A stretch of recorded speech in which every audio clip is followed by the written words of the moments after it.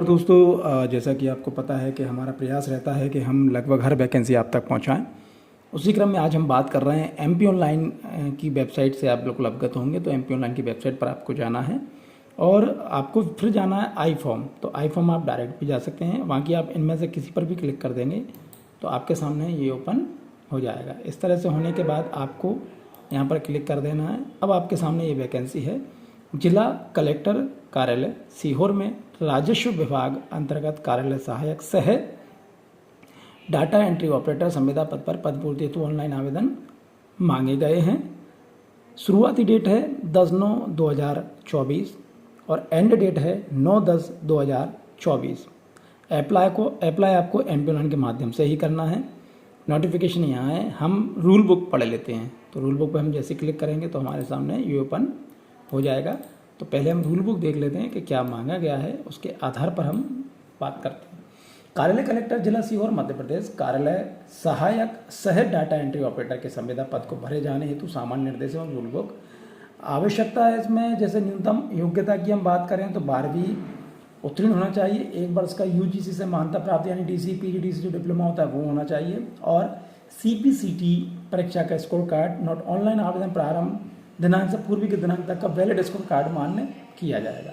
आवेदक मध्य प्रदेश का मूल निवासी होना चाहिए और 1/1/2024 को 18 से 35 वर्ष के बीच में आपकी आयु होनी चाहिए।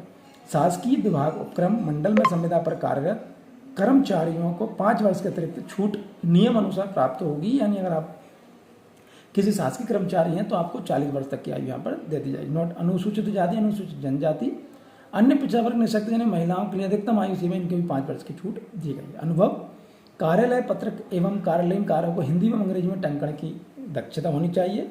डाटा फीडिंग के कार्य की जानकारी होनी चाहिए। दस्तावेजों को स्कैनिंग करने आना चाहिए।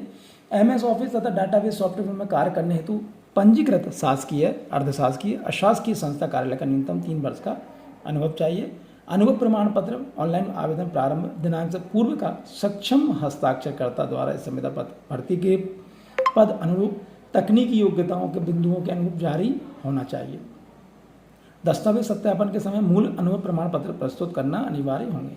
ऑनलाइन आवेदन पत्र जमा करने की अंतिम तिथि हम पहले ही पढ़ चुके हैं। मूल निवासी प्रमाण पत्र चाहिए। चयन प्रक्रिया का आधार क्या होगा? प्राप्त ऑनलाइन आवेदकों को सीपीसीटी स्कोर कार्ड में प्राप्त अंकों के आधार पर निम्नानुसार प्रक्रिया अनुसार मेरिट सूची बनाई जाएगी।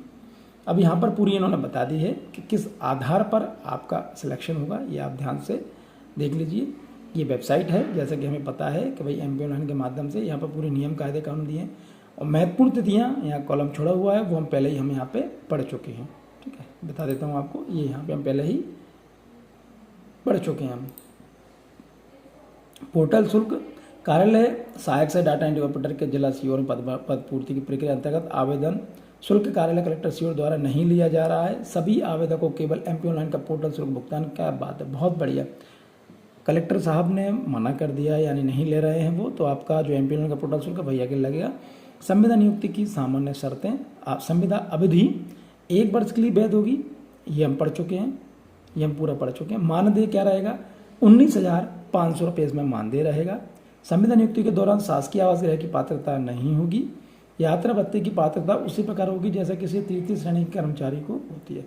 अवकाश यहाँ पे आप देख लीजिए किस तरह के अवकाश आपको प्रदान किए जाएंगे। एनपीएस अन्य जो भी यहाँ पर है, आप रूल्स एंड रेगुलेशन में एक बार ध्यान से देख लीजिए, समझ लीजिए, उसके बाद ही आप इसमें आवेदन करिए।